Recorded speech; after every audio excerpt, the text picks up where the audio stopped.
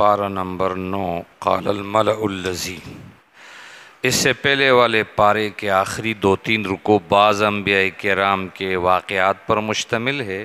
آخری واقعہ حضرت لوط علیہ السلام کا تھا کہ کس طرح لوط علیہ السلام کی قوم غیر فطری عمل میں گرفتار تھی اور کس طرح ان پر پتھروں کی بارش کر کے اور ان کی بستیوں کو نیست و نابود کیا گیا۔ 9ویں پارے کا آغاز حضرت شعیب علیہ السلام کے واقعے سے ہوتا ہے کہ قوم شعیب کے سرداروں نے جو انتہائی غرور میں مبتلا تھے، شعیب علیہ السلام سے کہا کہ اے شعیب، ہم تمہیں ان لوگوں کو جو تمہارے ساتھ ایمان لائے ہیں اپنی بستی سے نکال دیں گے، ورنہ تمہیں ہماری ملت میں واپس آنا ہوگا۔ حضرت شعیب علیہ السلام نے فرمایا کیا ہم زبردستی واپس آئیں گے؟ یعنی ایسا نہیں ہو سکتا۔ جب حضرت شعیب علیہ السلام اپنی قوم سے مایوس ہو گئے تو ان پر ایک خوفناک عذاب آیا جس سے پوری قوم تباہ برباد ہو گئی۔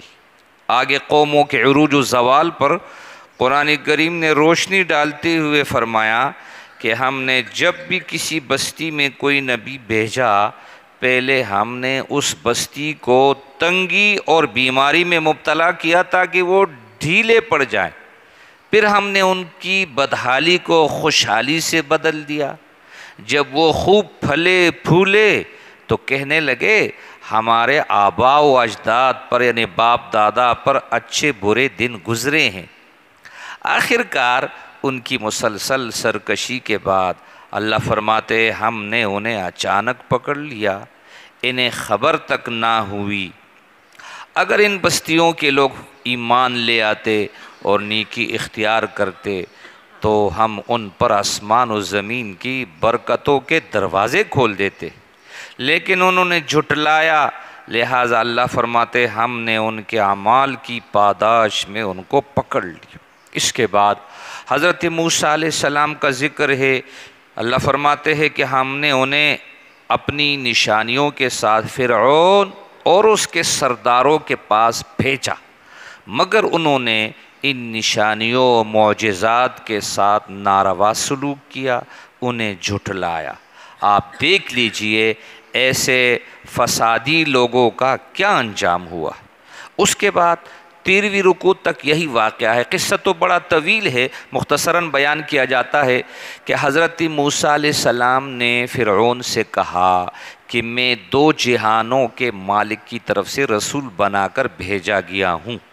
فرعون نے کہا اگر آپ کوئی نشانی لائے ہیں تو پیش کرے۔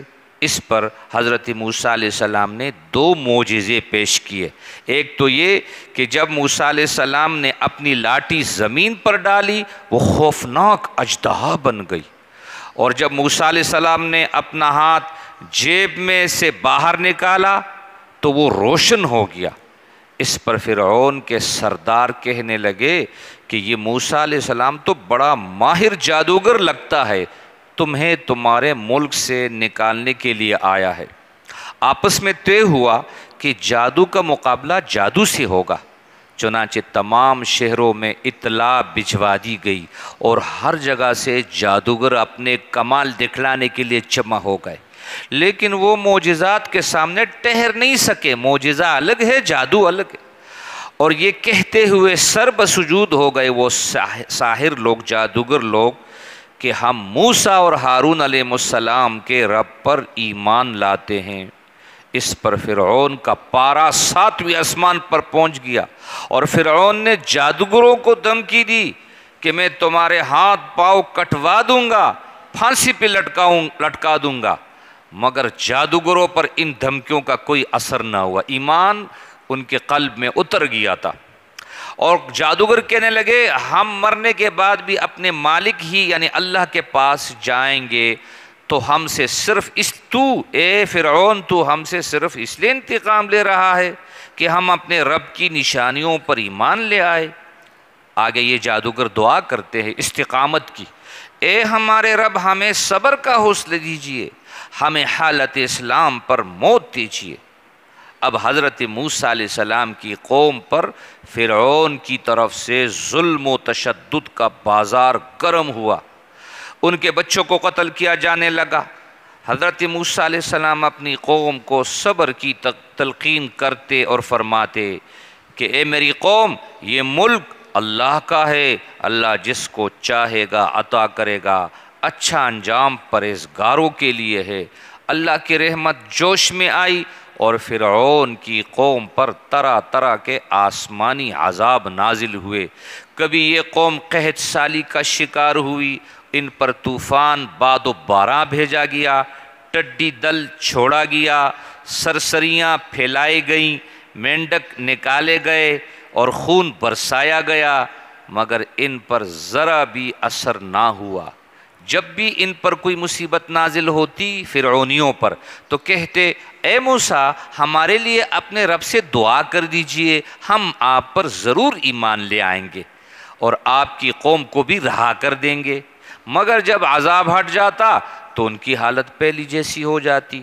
تب اللہ تعالیٰ نے ان کو دریائے نیل میں غرق کر دیا۔ اس طرح حضرت موسیٰ علیہ السلام کی قوم کو سرخروئی نصیب ہوئی۔ اب بنی اسرائیل کی سرکشی کا سلسلہ شروع ہوتا ہے۔ اللہ تعالیٰ کے اس احسان و انعام نے بھی کہ انہیں ظالم کے پنجہ استبداد سے رہا کیا، ان کے اندر انقلاب برپا نہیں کیا۔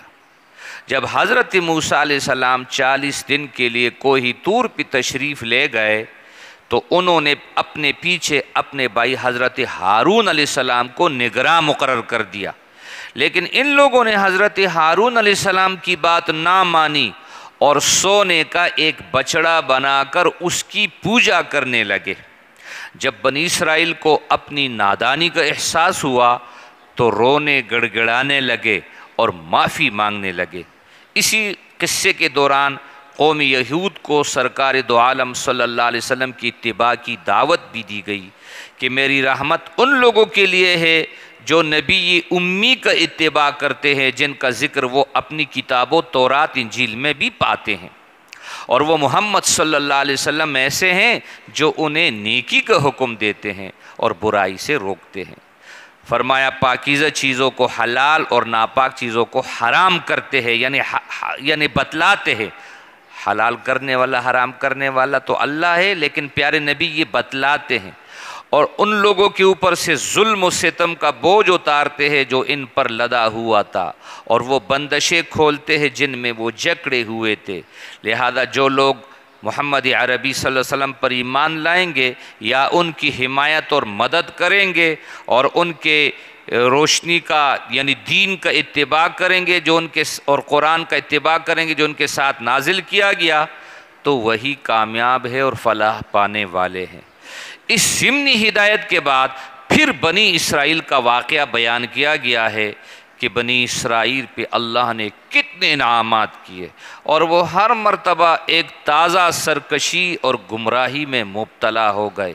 ان پر من و سلوات تک نازل کیا گیا، انہیں زیتون کا وارث بنایا گیا، لیکن نہ انہیں سدھرنا تھا نہ سدھرے، اسی طرح گمراہیوں میں پڑے رہے۔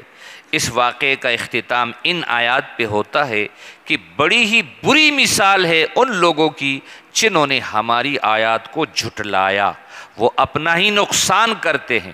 اللہ تعالیٰ جسے ہدایت دیتا ہے وہی ہدایت پاتا ہے، جسے گمراہ کرتا ہے وہی نامراد رہتا ہے۔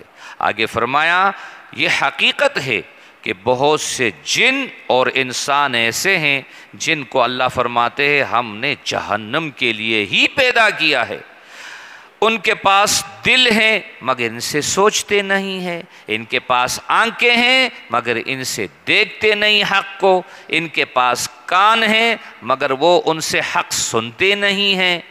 فرمایا یہ لوگ چوپاؤں کی طرح ہے بلکہ چوپاؤں سے بھی زیادہ گئے گزرے۔ انسان اگر اللہ کا رسول کا تابعدار ہے پھر تو بڑا مقام ہے، ورنہ چوپاؤں سے بھی گیا گزرا ہے۔ کچھ آگے چل کر فرمایا کہ یہ لوگ آپ سے پوچھتے ہیں پیارے نبی کہ آخر قیامت کی گھڑی کب آئے گی؟ میرے پیارے پیغمبر آپ فرما دیجئے کہ قیامت کا علم میرے رب کے پاس ہے، اسے وہ اپنے وقت میں ہی ظاہر فرمائیں گے۔ آسمانوں اور زمین میں وہ بڑا سخت وقت ہوگا۔ فرمایا یہ وقت تم پر اچانک آ جائے گا۔ فرمایا یہ لوگ آپ سے اس طرح سوال کرتے ہیں گویا آپ اس وقت کی تحقیق کر چکے ہیں۔ آپ فرما دیجئے کہ قیامت کا علم اللہ کے پاس ہے، لیکن اکثر لوگ اس بات سے واقف نہیں ہے۔ قیامت کی نشانیاں ضرور پیارے نبی علیہ السلام نے بتا دی ہیں، مگر صحیح علم وہ اللہ ہی کے پاس ہے۔ فرمایا آپ یہ بھی کہہ دیجئے کہ میں خود اپنی ذات کے لیے کسی نفع نقصان کا اختیار نہیں رکھتا۔ پیغمبر پاک سے فرمایا جا رہا ہے آپ فرما دیجئے میں خود اپنی ذات کے لیے کسی نفع نقصان کا اختیار نہیں رکھتا۔ لوگ کہتے ہیں کہ پیارے نبی مختار کل ہے، صاف صاف فرمایا جا رہا ہے کہ میں اپنے نفع نقصان کا اختیار نہیں رکھتا مگر جو کچھ اللہ چاہتا ہے۔ اور فرمایا اگر میں غیب کی باتیں جانتا تو بہت سے فائدے اپنے لیے حاصل کرتا۔ لو کنت اعلم الغیب لاستکثرت من الخیر، قرآن صاف کہتا ہے کہ پیارے نبی کو علم غیب نہیں تھا۔ فرمایا میں تو ان لوگوں کو صرف ڈرانے والا، خوشخبری دینے والا رسول ہو جو ایمان والے ہیں۔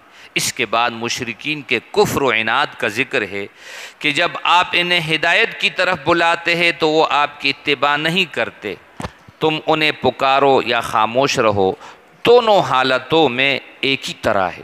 اس کے بعد سرکار دو عالم صلی اللہ علیہ وسلم کو یہ نصیحت فرمائی گئی کہ آپ درگزر کرنے کی عادت رکھیے، نیکی کا حکم کرتے رہیے، جاہلوں سے اعراض کیجیے۔ چند آیات کے بعد قرآن کریم کی تلاوت کے وقت خاموش رہنے کا حکم دیا گیا۔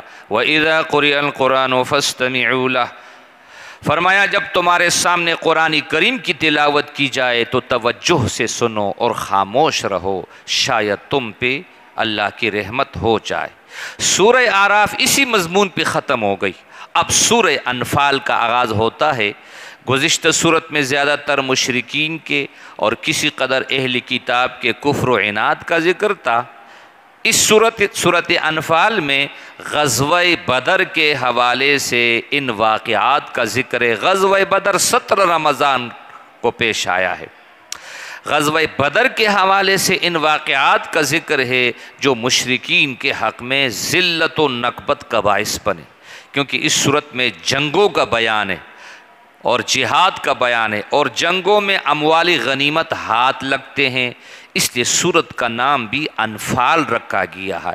انفال کے معنی ہے اموال غنیمت، اور پہلی آیت اموال غنیمت کے متعلق ہے کہ میرے پیغمبر آپ سے لوگ غنیمتوں کا حکم دریافت کرتے ہیں۔ یسألونک عن الانفال قل الانفال للہ والرسول، آپ فرما دیجئے کہ یہ غنیمتیں اللہ اور رسول کی ہے، وہ جس طرح چاہیں گے تقسیم کریں گے، اس کا طریقہ کار ہے۔ آگے اہل ایمان کے اوصاف بیان کیے گئے ہیں اور جنگ بدر کے لیے مسلمانوں کی تیاری کا تذکرہ کیا گیا ہے۔ اہل مکہ کا ذکر ہے وہ کس طرح اس جنگ کے لیے زبردست تیاریوں میں منہمک تھے۔ ایک طرف کفار کا زبردست لشکر تھا جو 1000 نفوس اور دوسرے حربی ساز و سامان پہ مشتمل تھا، دوسری طرف 313 آدمیوں کا لشکر تھا جو بے سر و سامانی کے حالت میں تھا۔ مسلمان اپنی اس کیفیت کو دیکھ کر دست بدعا ہوئے۔ اس پر یہ آیات نازل ہوئی کہ وہ موقع یاد کرو کہ جب تم اپنے رب سے فریاد کر رہے تھے، استستغیثون ربکم، تو اللہ تعالیٰ نے تمہاری فریاد سن لی کہ میں تمہاری مدد کے لیے 1000 فرشتی بھیج رہا ہوں۔ اس کے بعد جنگ بدر کے معرکے کا بیان ہے کہ کس طرح 313 مسلمان کفار کی فوجوں سے ٹکرائے اور اللہ کی مدد کے سہارے فتح سے ہمکنار ہوئے۔